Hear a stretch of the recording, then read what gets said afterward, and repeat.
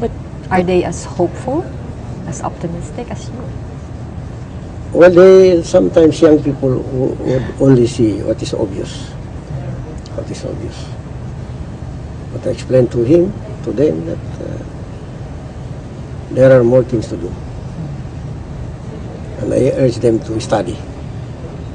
So we take it that they do not approve of No, what you're doing? It's not that. They did not say that they did not approve of it. But they are just curious. And I would interpret that curiosity being positive. And just curious, where were you during the Jabida massacre? I was here in Manila. I see. We used to rally in front of Congress when Senator Ninoy Aquino delivered his privilege speech about Chibi Narulo. I was in the gallery. What do you remember about that day, sir? What do you remember about that day? It when was you in March delivered the 18, speech? March 18, 1968. So you actually attended the Senate Yeah. hearings. And even in the sit-in demonstration in Malacanang, I was there together with Murmiswari. And some of the military commanders who train abroad were there in Freedom Park. Yes. Freedom Park. I guess in relation to the Jabida massacre, have you been to Simonul Island in Tawi-Tawi? No, I have not done that. But Bungaw, I have. You have been to Bungaw. Have you met the members of the Royal Security Forces? Were you able to meet the members of the Royal Security Forces?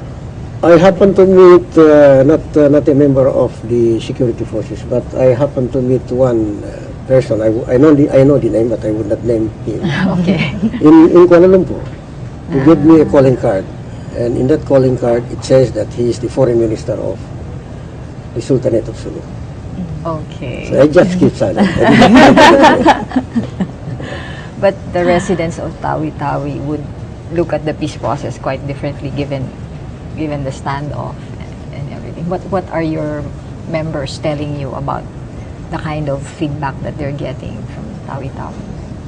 We held a meeting, a very big meeting of our leaders from Tawi-Tawi and Sulu about a month ago in Camp Darapanan or in Darapanan. It was precisely to understand the feeling of MILF members in Sulu. But the general impression that we got from them was that only few people are involved in the so-called Royal Army. Royal Army. Have you had the chance to speak with Kiram recently? No, but one of the ears. But To a talk member about- of the MILF Hispanic, Abdullah Kamlian, talked to Jamal Kiram and Sultan Ismail Kiram.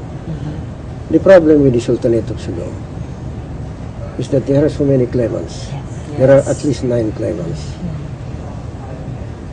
So it's very difficult to deal with the Sultanate as a group because they are divided. So how do we approach this? Well, we believe in dialogue. We reach out, listen to people, even if we disagree with people. We do not tell them that they are wrong. We just listen, and we find some ways to tell him indirectly in a very diplomatic way that there is a better way to do things. There's one question from Veronica Pedrosa. She says hello, by the way. What makes the MILF think it can achieve peace in Mindanao when every attempt in the past has failed? Well, this formula is different, and the actors are different. Can you specify in terms of the formula? Because our viewers might not be familiar with, I know you're referring to the old formula of the MNLF, but can you elaborate on how different this formula is? Yeah, can you explain to those who may not be too familiar First, with the nitty-gritty? empowerment in the case of this negotiation is for our people. It's not for leaders. And the last thing that a leader of the MILF would do is really to aspire for something. I was practically forced to accept the chairmanship of the Transition Commission. I did not like it. So that's one basic difference. We want to empower our people, not the MILF, not the leaders. Once the people are empowered, then essentially, or as a consequence, leaders would also be empowered. But that is not what we want in life. It's just incidental that we are here, that we are serving our people.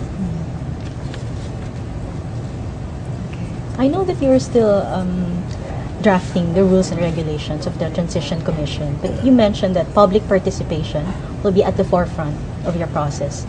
Can you give us some ideas on how you intend to go about it? If I am a Bangsamoro and I want to participate in the process, how can I do it?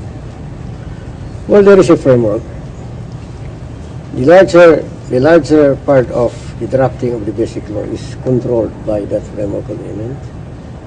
But the nitty-gritty is not there. So this nitty-gritty requires consultation with our people, because we want the people to own the basic law. And once they own the basic law, I think any other group would have difficulty in rejecting what the people have owned, because it's the product of their own undertaking. See, we want to create a critical mass of support from the people. That's why it's indispensable that as part of the process in drafting the basic law, we need to go to the people, ask them, converse with them, and know what is in their hearts. So you will be going around different areas, see yourselves Essentially, we would as a go Transition around. Commission. Yes. Do you have any, I guess, final words that you would like to address Filipino Muslims also who might be a bit skeptical about the peace process and the negotiations? I would like to appeal to the Bangsamoro people and to all other peoples in Mindanao and in the entire country to support the peace process.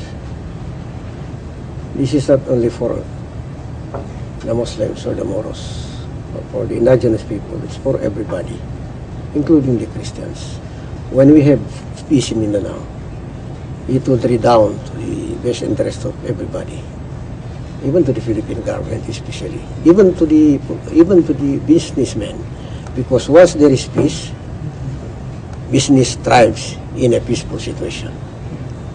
And then once there is real peace in Mindanao and peace would be established, I think it would be very easy for the Philippine government to emerge as one of the tigers at least in Southeast Asia. Because I can imagine the huge expenses by the government in fighting insurgency in Mindanao. And you know, the war in Mindanao between the MILF and the government is unwinnable for both parties. We cannot win the war by conventional means because the government is strong. But we can always resort to guerrilla warfare, which we know the terrain. So it would be unwinnable for both parties. So the better part of judgment is really to finish this process and have peace in Mindanao. I guess that's experience and wisdom coming from you. We'd like to wrap up our discussion today. Thank you again to MILF Peace Panel Chair Muhagher Iqbal for being with us and shedding more light on the future of the framework agreement on the Bangsamoro. And thank you too to Glenda and Angela. Thank you very much. Thank you, sir. Good luck.